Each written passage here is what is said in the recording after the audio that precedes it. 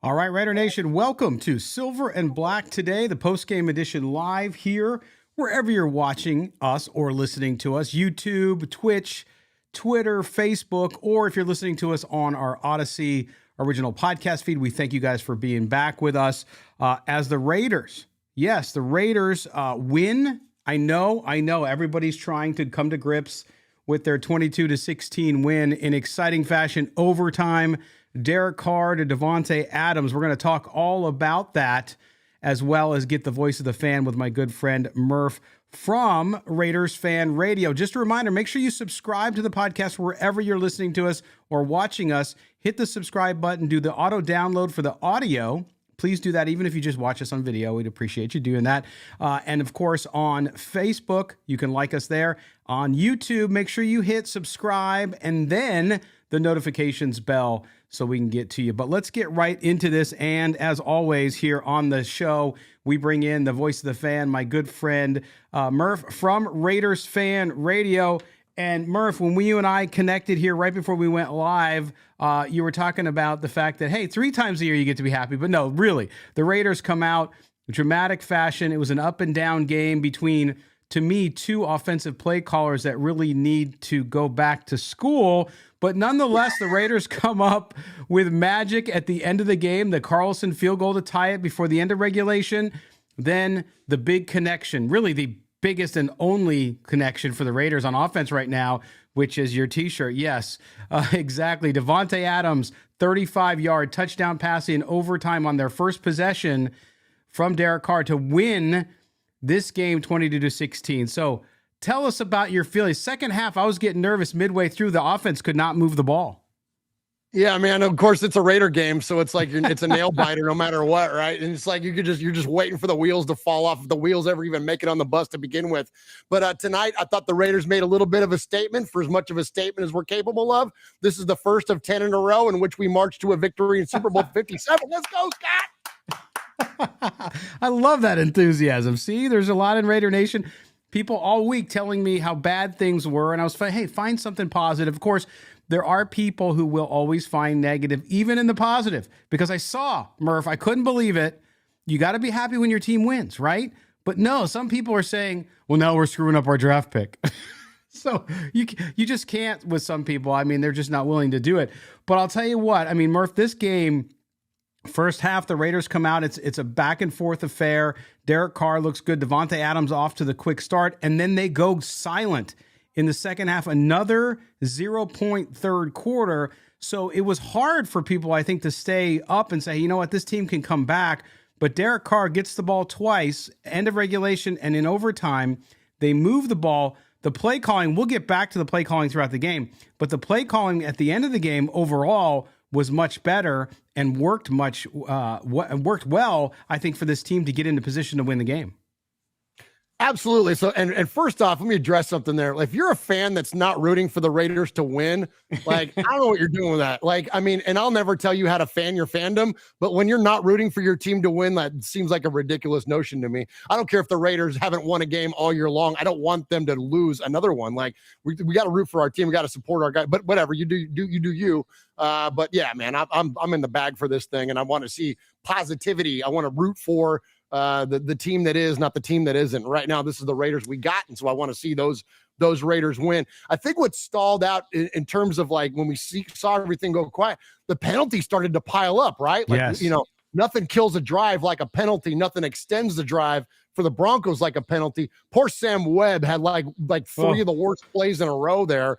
Giving up a penalty and then of course getting burned and it's so. Anyways, it was that was a little rough in there. But like you said, Derek Carr pulls it out in the end. Really, the entirety of the team. I don't want to just put it all on Derek. I think, unfortunately, we a lot of times put too much on Derek, and you know what I mean. Like, he gets all the blame, none of the credit at times.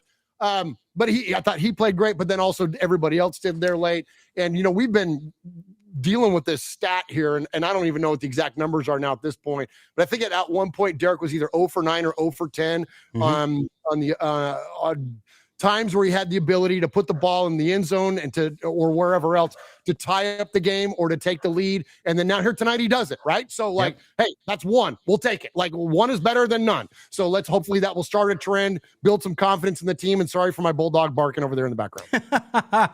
That's all right. I'll tell you though, Derek Carr ends the game, Murph, 23 of 37, 307 yards, 2 touchdowns. And now going back, I thought this was an incredibly encouraging sign for Carr's play, because we saw that second half start and you felt like you did the rest of the year when things did not go well. His first half, 12 of 14, 137 yards, the touchdown, of course, to Davante Adams. Davante Adams, 5 catches, 94 yards in the first half. Carr comes out in the second half. You get towards the end of the third quarter, he's only 7 of 15 for 31 yards. And you're thinking to yourself, whoa, this is terrible. So he rallied, and that was incredibly encouraging for me to see, because his play, I know people get touchy about the Derek Carr thing, but listen, his play has not been as well, and we talked about it on this show, has not been as good as it has been in years past, but it seemed like those last 2 drives, whatever it was, the light switch went on, and Derek Carr reverted back to his 2021 form and really seemed to rally that team and come along and do what he needed to do to help them win the game. Absolutely. It's nice to see him be resilient.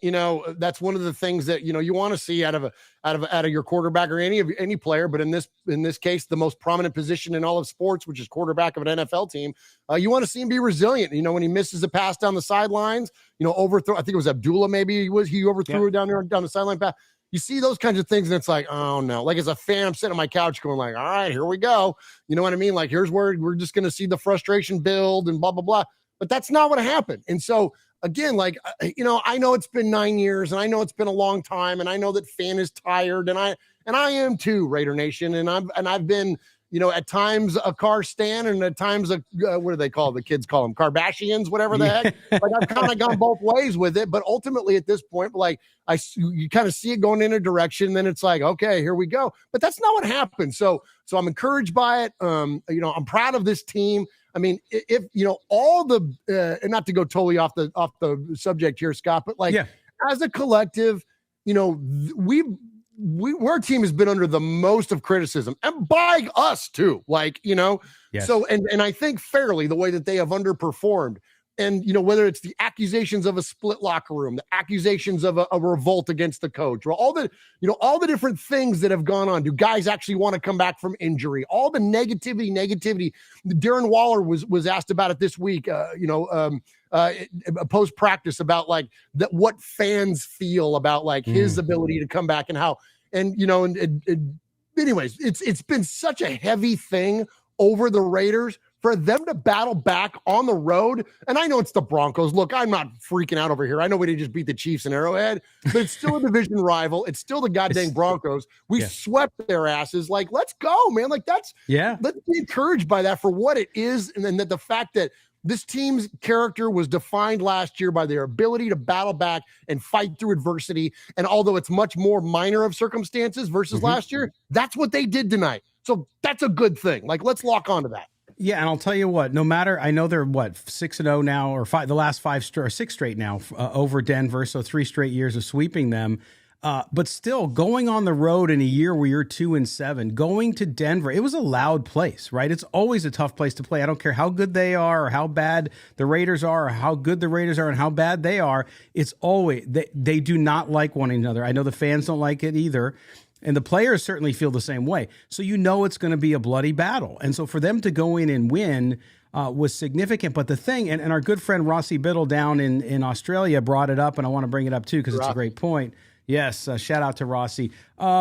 Is Derek Carr, I thought, for the first time all season, with the exception of a quarter there, or here or there, looked really comfortable. I mean, he didn't even have Colton Miller. Colton Miller was a scratch due to injury before the game, so your best offensive lineman's not even there. And he just looked more comfortable. Not that he was perfect. He had his errant throws. He had his issues just like everybody else does. But that was, to me, the biggest difference in him tonight. He did not look nervous. Thank you. I was just going to say that, Scott, that he seemed like we saw a calmer version of Derek Carr. Yes. There wasn't the anxiousness.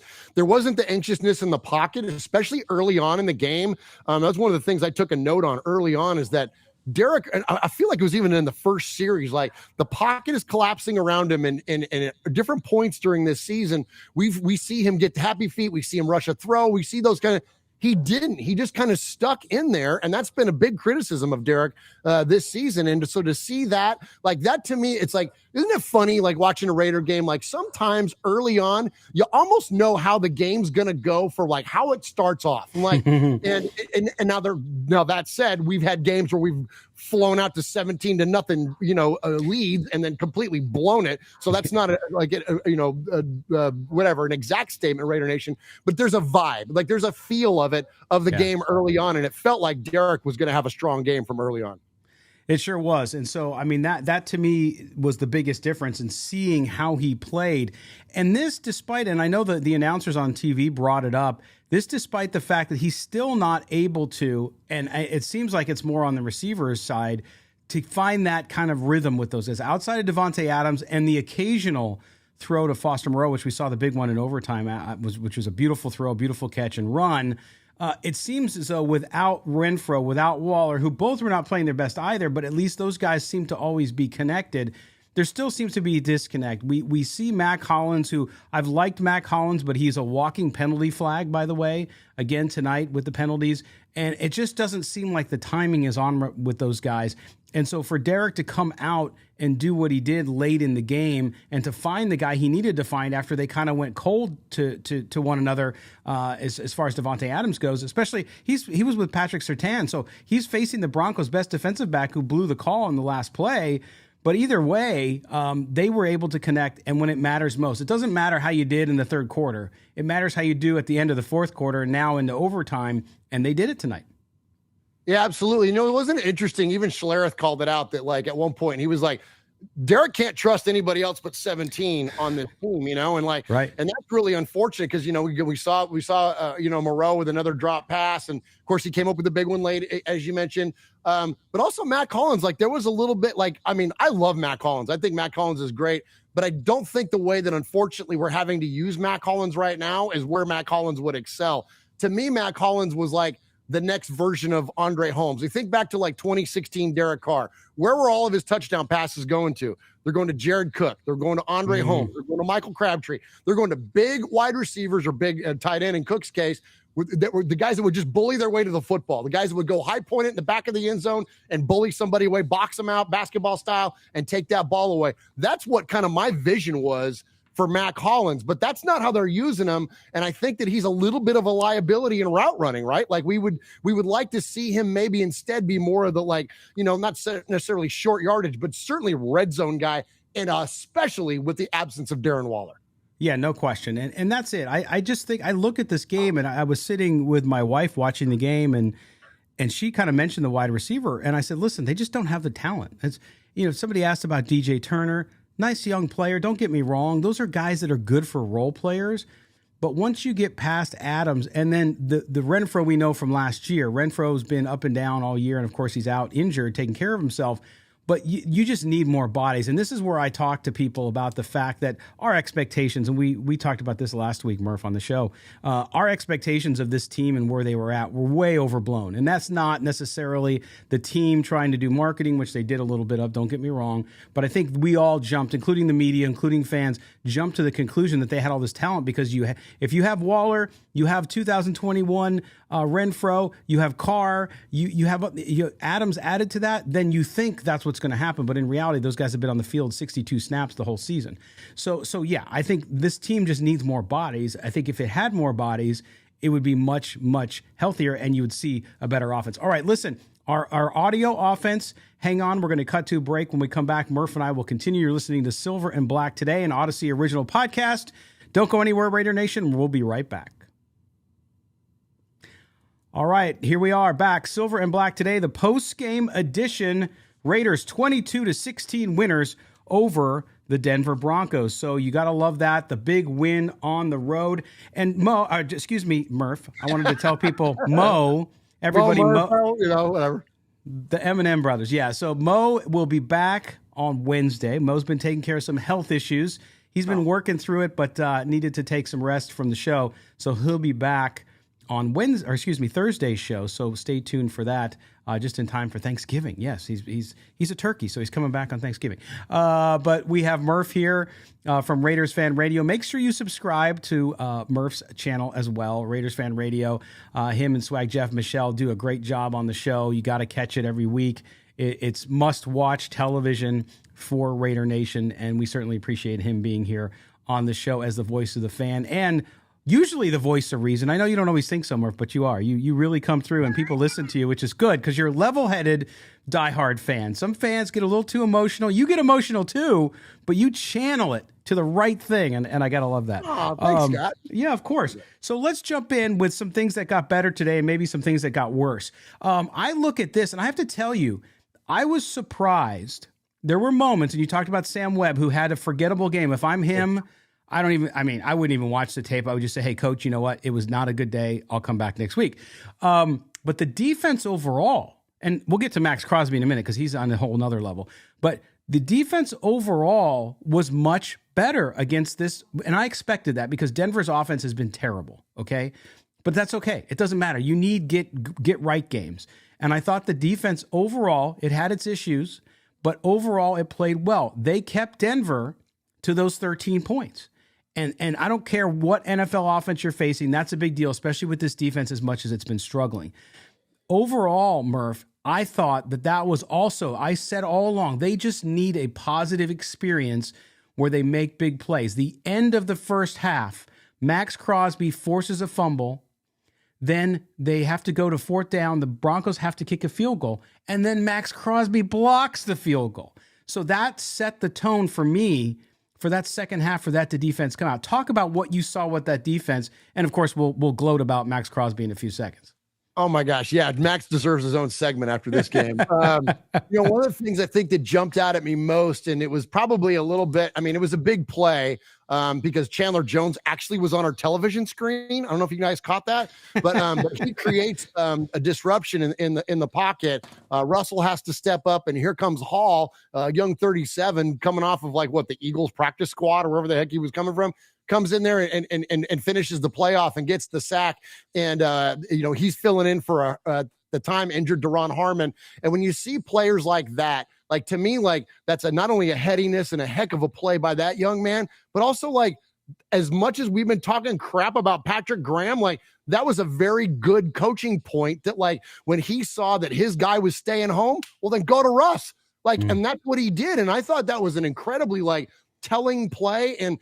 And especially on the heels too, for those of you that watched the Thursday night game and saw what the Titans did on Thursday night, one of the things that they talked about a lot in that game was that the Titans have been dealing with a ton of injuries and that they're pulling guys from other teams' practice squad, but yet they're still effective. And that's the result of high quality coaching. And it's and that was it was a small example. And it was, I know it's just one play, but that's the first time, at least with my limited brain and fan eyes, that's the first time that I saw defensive coaching influence a very positive play for that defense. That was a guy that literally walked in from the sideline, first play, boom, gets a sack. That was awesome. So that was great. I've been telling everybody for 4 years, Cleveland Farrell is a closer. No, I'm kidding. But to see him show up and actually have an impact late in the game and close it out. Poor guy's probably not going to be on the team next year, but still to see him, play the way that he did late, I thought that was encouraging. But then I think my MVP of the defense tonight is Denzel Perryman. Dude was flying everywhere tonight. Yep. Love seeing 52 flash on the screen. The way that he darts into the backfield, talk about explosive, right? And it's so cool to I know Khalil Mack, but we talked about the last great linebacker that the Raiders have had was 52, Kirk Morrison. Yep. So it's kind of nice to see a 52 darting in there and making big plays for the Raiders. Yeah, the one he hit on the running back, I think it was Gordon when he caught him behind the line of scrimmage. Man, you could hear that over TV. That's how hard that hit was on that microphone on the sideline. But that was huge, and that's what I think people need. That defense has been under such scorn, deservedly so. Like you said, they have not played well. And in some cases, really not their fault. It's a little bit of the coaching. It's a little bit of lack of talent and injury as well.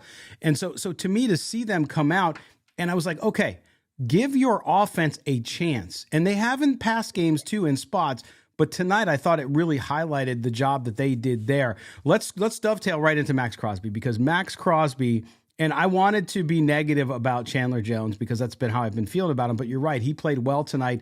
And Maxx Crosby just said, you know what, guys, I'm just going to take you like some of the great quarterbacks do. We talk about this all the time. Maxx Crosby says, hey, everybody, get on my shoulders, and I'm taking you there. I'm going to take you wherever we need to go. I'm going to fire you up. I'm going to show you how it's done by example, but I'm going to set that example so everyone follows suit. And I'll tell you what, I really believe his play, and then you're right, Perryman, those guys were so fired up for that game and played so well that it improved Sam Webb, everybody else played amazingly better football. Even when they made mistakes, it seemed as though they would just bounce right back from them. There was no heads down. There was no jogging like we saw last week. Yeah. Everybody was hustling around the ball. Yeah, when you got a guy like, we're focusing on Max here, but that doesn't exclude Perryman from the conversation because a lot of it can be the same. My note that I wrote down here, Scott, during the game to talk about tonight, relentless.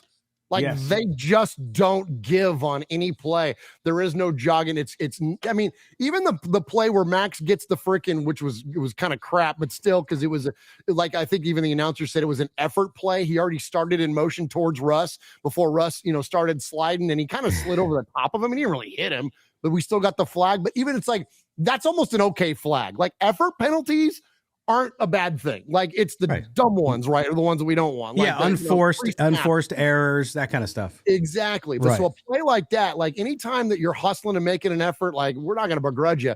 And so to see that guy, literally every play, game in, game out, that's setting the tone. And we talked a lot about leadership. I know on this show and on our show last week, leadership has been a huge topic of discussion for the Raiders because we knew we had great leadership in Rich Bisaccia and some of the other team leaders last year, like an Alec Ingold, that are no longer around. And so who are the team leaders? Who are the guys that are going to step up? Who are the guys that are going to be around for a long time? Who are the guys that are going to, whatever. Well, Maxx Crosby, you can lead from a lot of different ways. You can lead by being fiery. You can lead by example. You can lead by whatever. Effort and example. Right now, Max is not a loud guy. Max is not a guy to start screaming in the locker room. He's leading by example, leading by effort every single play. Same thing again with Denzel Perryman. And that to me is that gives me encouragement as a fan, because that gives us something to root for. Because some of the worst experiences as a fan, when you think back to Raider teams of the past, 2006 in particular, and others as well, the give up, where it would be okay, at this point in the season, we're over halfway through. We're not going to make the playoffs. Then the team just starts. You see this lackadaisical effort. You just start to see a whole dark cloud over the team on game day. It's just they give up. So why, they don't give a crap. So why should we? It doesn't feel like that. And so that, I take a little bit of solace in that. And Max, I think, epitomizes that on the day that he had today.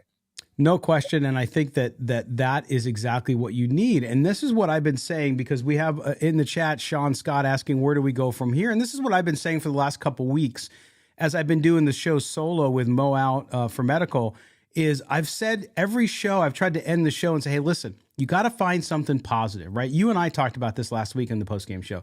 You got to find something. Yes, they're not going to make the playoffs unless they do what Murf says they're going to do, which if he does, I don't know. I'm going to have to buy him a trip to Mexico or something. I don't know. I'm going to have to do something. Okay. But the thing is, you have to look for, okay, what do you want to see out of this team? What I'd like to see out of this team, if as somebody who covers it, is I'd like to see the offense reach some of its potentials that we thought. I'd like to see some of the guys get back on the field after this 4-game IR. I want to see Darren Waller back. I want to see Hunter Renfrow back. I want to see them earn and get what we thought they would out of those 3 guys. I also want to see the defense get better. No, you're right. There's going to be a lot of roster turnover after this season, Murph. We know when you have a season like this, that's what happens. You have a new coach, a new system in. They learn the players they need to keep and the players they'll say goodbye to.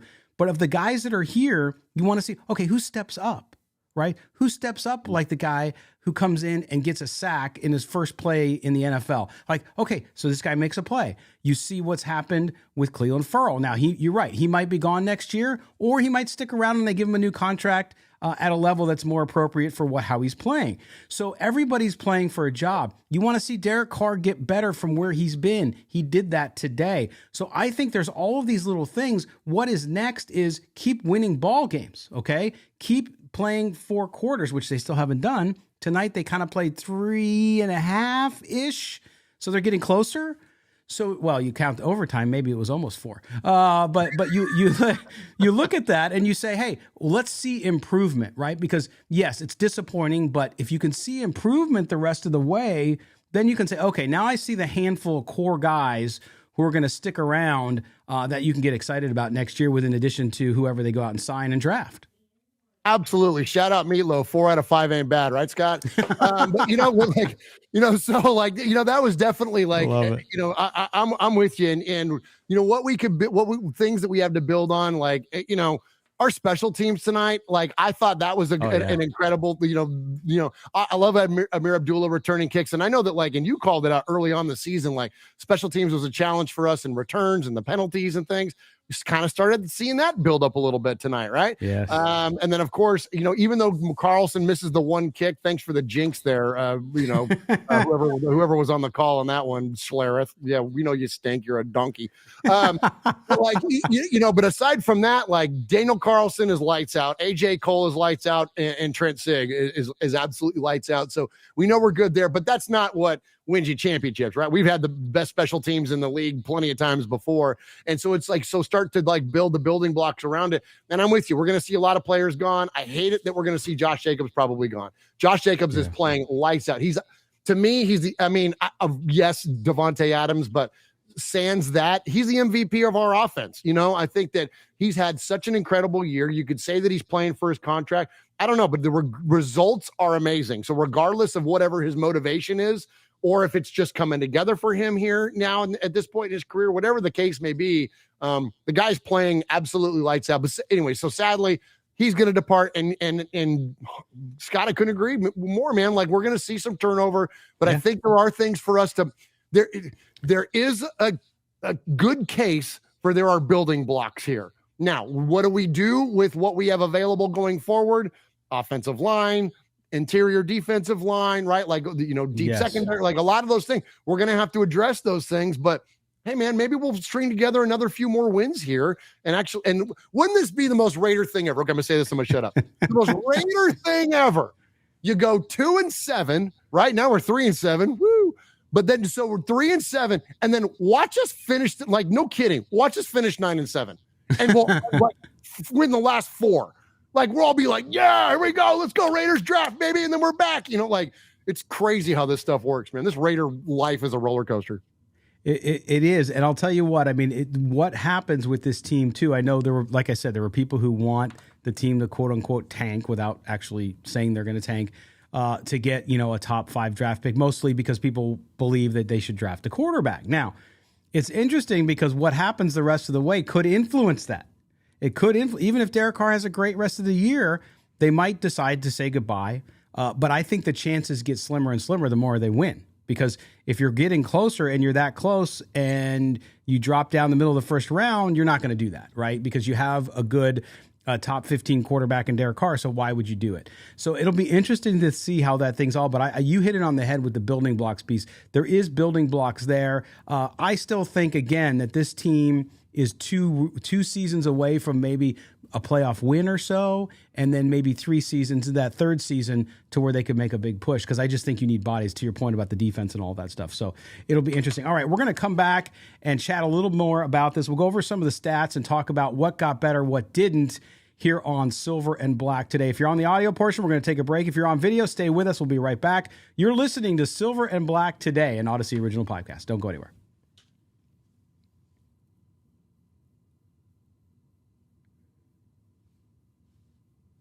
All right, welcome back. Silver and Black today, an Odyssey original podcast. Do us a favor. If you don't already subscribe to the show, please do so wherever you listen to us. Or if you're watching us, subscribe, hit your notifications bell on YouTube so you know when we have a new video. This is our live post-game show with Murf from Raiders Fan Radio. If you're on YouTube, make sure you subscribe to his show along with Swag, Jeff, and Michelle. They put on a great one, just great fan content. You will not be more entertained. Trust me. I love it. I usually is spitting out some bourbon as I watch them. because I like to have adult beverage when I watch Murf and the folks. Hey, so we have one right along with you, Scott. There you go. Some really good stuff. So make sure you go over there and do that, as well as subscribing to our show. Also, follow him on Twitter @_Murf, MURF, and I am @LV Gully. The show, of course, here at SNB Today. All right, so let's look at some of these stats. I'm gonna read this off to you. The one thing that concerned me again about this Raiders team, and it was really through second, third quarter, was they continue to struggle with third down efficiency. 3 of 11, 27%. 3 of 11 was not good. Luckily, the Broncos were as poor at 3 of 12 as well. The Raiders get over 400 yards in offense, and a lot of it came in that flurry at the end, which was great. And you talked about the penalties, 9 for 98 yards. Although I always argue with Raider fans because of the penalty stuff, but I will tell you this. There was a sequence where Davante Adams got hit high in the helmet. The ball was thrown behind him, if you remember the incompletion. He then fell to the ground, was so angry about it that he started cursing at the referee who threw a penalty on him, a non-sportsmanlike. I don't know how that wasn't called. The guy, the ball wasn't near him. He was an unprotected wide receiver in the middle of the field. The guy takes a headhunting shot at him, and they don't call him. And then, hey, I would have lost my crap too if I was Davante Adams, because the guy went for my head. Yeah, 100%. I didn't blame Davante for that, not one single bit. You know, as a Raider fan, we're used to seeing that. You know, like we don't get the calls and we get the funky calls against us. Like that's kind of our thing. But you know, but as you know, the OG Raider fans will tell you, yeah, we used to be that and the villains of the league and win anyways. But I thought that was unfortunate. And I thought Davante, 100% same thought as you. You know, Davante comes up dropping F-bombs right in the guy's face, and I'm with him. Because, I mean, like, you think about, and this is what's curious to me, and I don't know, this is a broader conversation, I suppose, but, like, the league is so focused on taking care of, you know, the receivers and the quarterback and prevention against head injuries and all that. Like, anytime, like, there's even a whiff of helmet to helmet or targeting the head, like, that immediately should just be a flag. Like, we see that so often, so then why is it in a Raider game we don't see it? Like, you know what I mean? Yeah. Like, that's where it just, like, stands out. Especially when it was so obvious. Again, I'm not somebody who's always looking for calls to be called either way, but on that one, it happened, and I said out loud, I said, oh, that's 15 right there. And then sure enough, oh, there is a flag. Oh, wait a minute. It's against Davante Adams for calling the guy out. It was a terrible call, and one that, you know, I'm glad he was okay, because it was the kind of call where somebody gets hurt. And that's what the whole rule is supposed to be about. And when you don't call it, you're just completely sending the wrong signal. But you look at this game overall and the offense getting it going at the end. But man, Josh Jacobs, you talked about it earlier. You know, I know he's talking about how he's run. He's got such great heart, such great effort. Absolutely 100% true. He's also in a contract year, so I get it. He's putting his best out there. But man, I cannot imagine where this team would be without him. Tonight, 24 carries, 109 yards, 4.5 average. He had that nice 15-yard run as well. Josh Jacobs on this offense, I think, too, has meant so much in the absence of the injured players, in the absence of Waller and Renfro. You talk about different types of leadership, Murph. It's a quiet leadership by Josh Jacobs, like Maxx Crosby, where they just say, get on my back and I'm going to carry you. And he did it again tonight. Yeah, you know, and I love that how I mentioned the Titans game earlier. One of the things that's been a hallmark of Derek Henry is that he gets stronger as the game goes on. You see him get, you know, like the gains get bigger and bigger because he wears out a defense. Mm-hmm. And I feel like Josh Jacobs is just a smaller version, you know, of Derek Henry. Like, he wears down the defense over time. And we saw him tonight or today, wherever time zone you're at, get better and better and better as the game went on. And like, that's like not just the hallmark of a Derrick Henry, but like any great running back. You think of all the greatest running backs of all time, like that's what they do. They wear those players out. And like the idea that Josh Jacobs, the over under on yardage for him tonight was 77 yards. That's the easiest money you'll ever make. Shout out to BetMGM Sportsbook. But like, you know, like that, but like, you're right. That relentlessness that he has. And like the fact that he was just like, didn't slow down, and they kept, and I love the faith. Like, look, we criticize Josh McDaniels a lot. And I thought that like early in the game, the conservative play calls and like what they were doing when it was 1st and 20, and they're just like doing some like, you know, like drop, like a drop play, like whatever, like all the stuff they're doing like behind the line of scrimmage. I'm like, it's 1st and 20. Like, what are we doing? Like, you know what I mean? Or like, or the worst one to me is when it's like 3rd and 1 and we pitch it.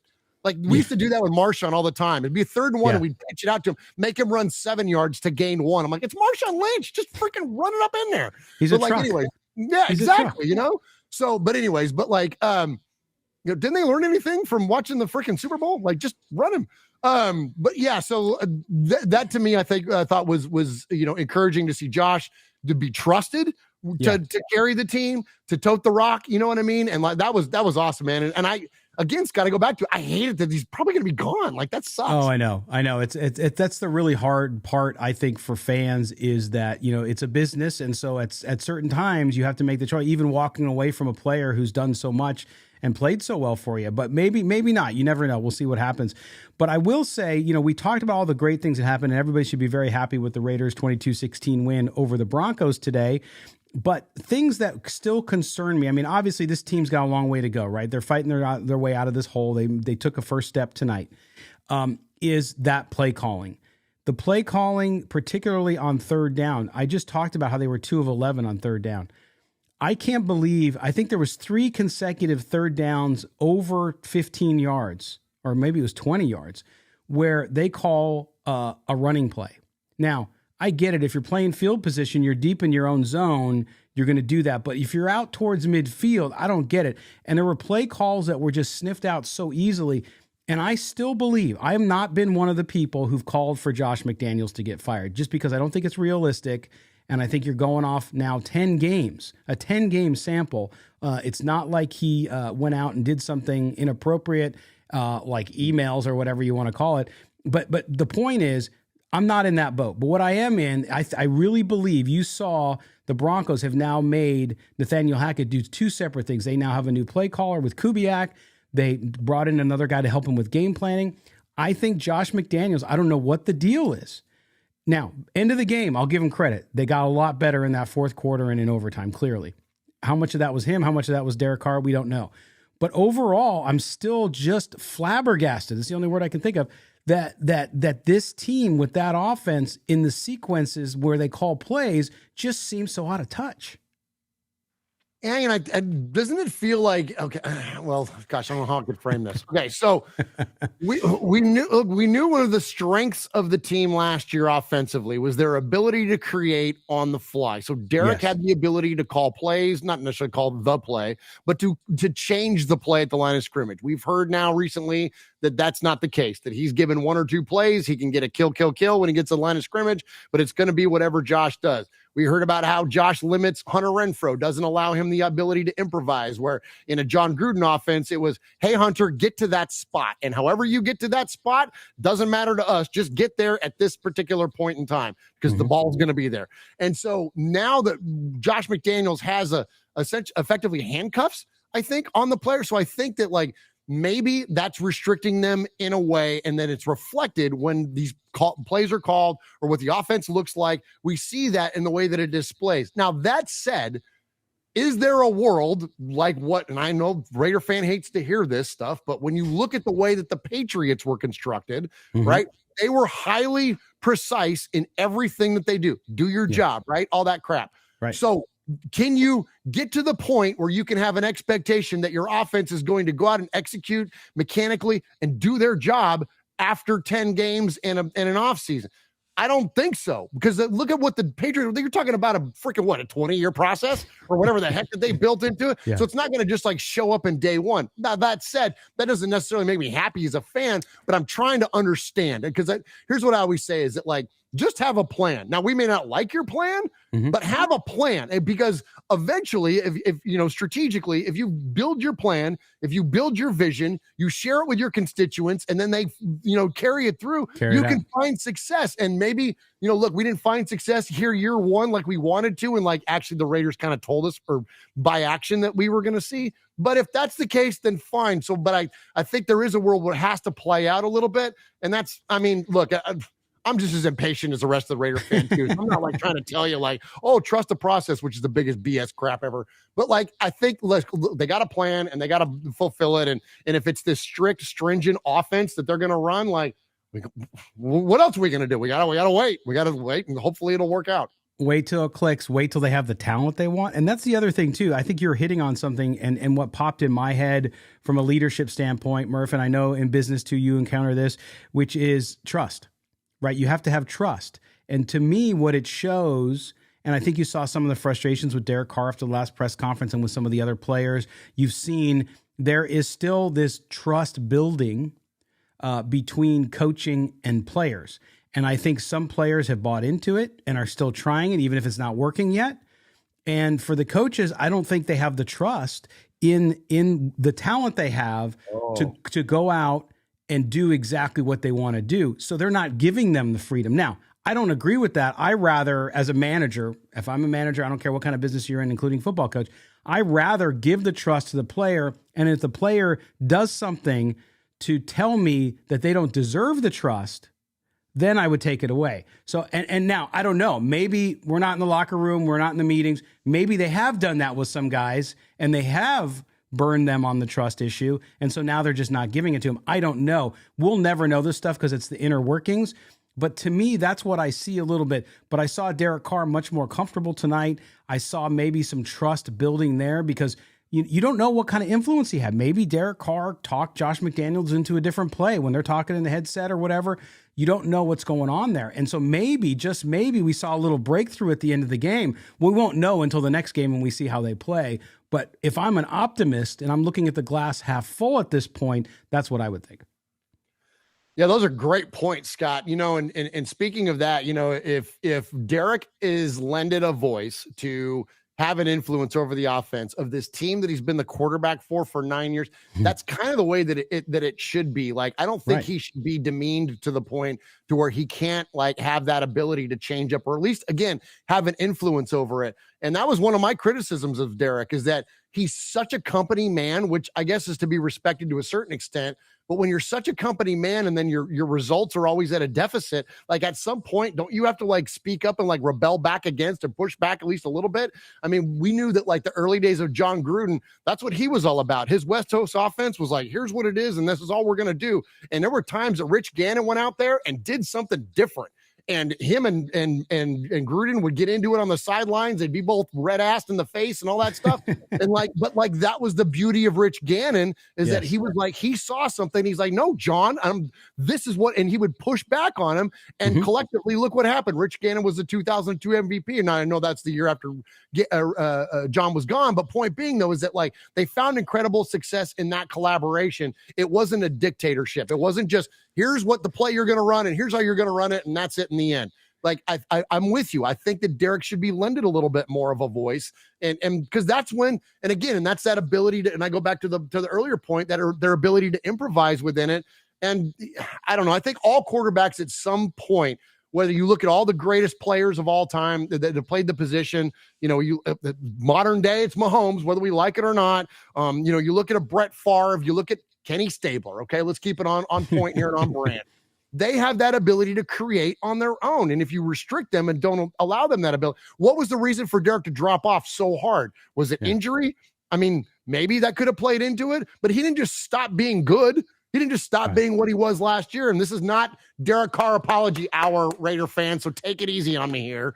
Okay, I'm not absolving Derek Carr for any of his responsibility in any of the lack of success. The point being, though, is that if Josh McDaniels is restricting the offense, not only maybe is he restricting Derek, but other players as well. So anyways, all that said, if they're giving them a voice and the ability to have more of an influence and more of ownership over their actions, you're right, Scott. That's what great leadership does, because the best leaders build more leaders. They do. That's absolutely 100% correct. And not only that, Murph, I don't care what situation you're in, and you probably have it with your show because you're creating content. I don't care if you're creating content, you're pouring concrete and building a foundation of a house, and you're working with a crew. There is a good outcome from positively directed friction, okay? When you have friction, like you were talking about Rich Gannon, that's why that came up in my head. The word friction popped in my head when you said that, because I think that's what you need. And you see it on football teams. Even you talk about the Chiefs, Andy Reid and Patrick Mahomes. They have friction. You can see it on the sidelines sometimes. They've earned the trust with one another where they call each other out to get to a better outcome. And I think that's what you need. And I don't know if Josh McDaniels is an issue there or if Derek's an issue there or whatever. But I do think across this staff and across this roster, that's what they need to get to. That trust factor, get to a point where you have the ability to have that good friction, because that means you're making each other better. You call each other out on your BS, and you do it in a way that is about getting better, not about tearing down, not about criticizing just to criticize, but instead it's about getting better. And I think all teams have to find that as you go away from it. But Murph, you look at this game and what we take away from it as we end near the end of the show, excuse me. Had my words reversed there. So we still win. We're all verklempt a little bit around here, Scott. It's crazy what's going on here. But you look at this week and all of the things that we've talked about on the show here on moving forward with this team, and what you want is you just want it to continue to get better from here on out. Doesn't mean they'll win all the rest of their games. Okay, it'd be nice if they did, but if they don't, that's fine too. But if they start to put things together and start to string them together a little bit, not only wins, but also just solid play. You saw the defense get better. They need players. They're not going to be great, but they are getting better. And then you saw the offense kind of pull it together at the end there. As you look forward to next week now, what is it that you expect? Is your expectation, I know we brought our expectations way down a couple weeks ago, but when you look at this now, is your expectations like, okay, now you guys, you're starting to play a little better. It seems like you're starting to get it a little bit. You expect them to go out and play better now? No. I'm sorry. I set you up for that one nicely. I mean, I'm Mr. Positivity over here, and I'm Mr. Optimist, but I'm also Mr. Realist as well. And I know what it's like for us to go into Seattle and play, and we typically don't do great there. And, Seattle's having a heck of a season in terms of teams playing beyond whatever their expectations were for the year, right? And so I just think that it's a tall order. And will I root for the Raiders? Yes. Will I expect them to win? I can't expect until they run off 4 or 5 in a row. I'm sorry, I can't expect them to win anything. There's that trust. I hate that. There you go. I don't trust the Raiders yet. Yeah. I barely trust them after tonight. It took an overtime win against a 3-win team. Granted, I know it's on the road and I know it's Denver, and trust me, Raider Nation, I'm celebrating along with you. But yeah, I don't trust that they're going to do anything major up there in Seattle. It's going to be cold. It's going to be freaking rockets. It's going to be, it's going to be Seattle. And so we'll see. I mean, here's what I would be encouraged by is that there are no moral victories. And I'm not going to sit here and tell you that but as long as let's just play them close or whatever. I don't want to see that. Here's what I would love to see. I'd love to see quarterback and wide receivers that are in rhythm. I would love to see offensive line that protects Derek Carr. I would love to see a penalty, at least not free game, but I would love to see a major reduction in pre-snap penalties. I would like to see a defense that doesn't break down in coverage. And ultimately, and here's what I've always felt about football and any other sport. If you take care of those things, the scoreboard takes care of itself. Mm-hmm. And I'm not saying that the scoreboard doesn't matter, Rich Bisaccia, because it does matter. The final score of the game definitely matters. But point being, though, if you take care of those items like that I just noted, then we're going to be in a competitive football game. So I'm not going to have the expectation of win or lose. I'm going to have the expectation that the Raiders go in there and build on all these things that we've talked about tonight that we're doing well, and let's continue the momentum forward, because that's what you want to see, because regression only equals bad coaching. And if we see more regression, we're in this for a longer haul than freaking 3-7. You know what I mean? Oh yeah. No, well said. So I'm not going to try to improve on it, Murph. And I think you're absolutely right. And this is where I've been trying to put some positivity back into this to say, hey, look, here's what you need to look for. Here's how you realistically have some hope each week and each week out. Until the end of the season, when this team starts to turn the page forward and look at what it's going to do with its roster. Murph, before we let you go and get wrapped up here with the show, want to tell everybody again, not only do you need to go follow Murph on Twitter @_Murph, but also check out Raiders Fan Radio on YouTube. Go subscribe to the channel, hit the notifications button there. But also everything you'll see is super chat in there. People are donating money. All the revenue Murph gets from the channel goes to an amazing Raider family And I say Raider Family Charity, and that, of course, is the One Nation Foundation. Murf, as always, tell everybody about that, what you're doing, and what's coming up in December in Las Vegas. Oh, thank you, Scott. Appreciate the platform as always. So yeah, whether it's a direct donation via our website, which is onenationfoundation.net, whether it's merchandise sales, if you want to buy a DADC shirt or any of the other merch that we have on our TeePublic site, you can find those at RaidersFanRadio.com/gear. And you can also find us at youtube.com/RaidersFanRadio, where we do our show every Wednesday at 4 p.m. Pacific and 7 Eastern. We're not going to be live. We're going to do a pre-recorded version of it this week in the Thanksgiving holiday. But point being, though, is that, all the money we raise, 100% of it goes to our foundation. And next month, we are thrilled to be able to present a check to the Blitnikoff Foundation for $10,000 on behalf of our listeners. All that money that it was raised, none of it comes from us. It 100% comes from you guys, and we are so incredibly thankful to be the vessel for that and to be able to present that check. And all of that money that we're presenting to the Blitnikoff Foundation goes out to the Blitnikoff Center of Hope and Tracy's Place of Hope that was built in honor of his daughter Tracy that was taken from us way too soon. And what it does is those places offer counseling and rehabilitative services for young women at risk of domestic violence and substance abuse. So it's an amazing foundation, and so we are just thrilled that we were able to contribute to that and to what their cause is. So thank you, Raider Nation. We love you very, very much, and thank you, Scott, for giving us the platform as always. Well, and just amazing work by you and the team, and of course all of your viewers and listeners. I know we share some here on the channel too. So all of you guys in Raider Nation, it just goes to show Raider Nation is not just about football. You guys put your money where your mouth is. And with the rapid rise in domestic violence coming off the pandemic too, it got worse. And so the need there, and around substance abuse, the same thing. The need there and what the Blitnikoffs are doing is amazing. So what a great charity. And Murf, as always, man, it's fun to mix it up with you and have fun. And I'll look forward to watching your show on Wednesday before Thanksgiving, and then we'll talk to you next week. Have a great Thanksgiving, my friend. Hey, thank you very much. And next week, Scott, I'll be down on the Gulf Coast of Mississippi coming to you live as I go visit my son who's down there in the Navy. He's a CB in the Navy, stationed in Gulfport. We're going to visit him for the Thanksgiving weekend. So hopefully there'll be a big old beach behind me when I join you live. Swaying palm trees. That's right. That'll be great, Murph. All right, man. I thank you very much. All right. Thanks, Scott. All right, for Murf, I am Scott Gulbransen. This has been Silver and Black Today, a Odyssey original podcast. Of course, this is our live post-game show. Raiders 22-16 winners. They moved to 3-7 on the season, and they go to Seattle next week. So we will be with you over the holiday weekend. We'll also have a full slew of shows this coming week on the podcast feed and on YouTube, so make sure you watch out for us there. Of course, that comes to you on Tuesdays. Mailbag shows dropped on Wednesday morning, and the show on Thursday morning. Probably get it out a little bit early due to the Thanksgiving Day holiday, so watch out for that one. And then, of course, we'll be back with you live next Sunday after the Raiders take on the Seattle Seahawks. For my usual broadcast partner, Mo Moten, who'll be back on Thursday, I am Scott Gulbransen.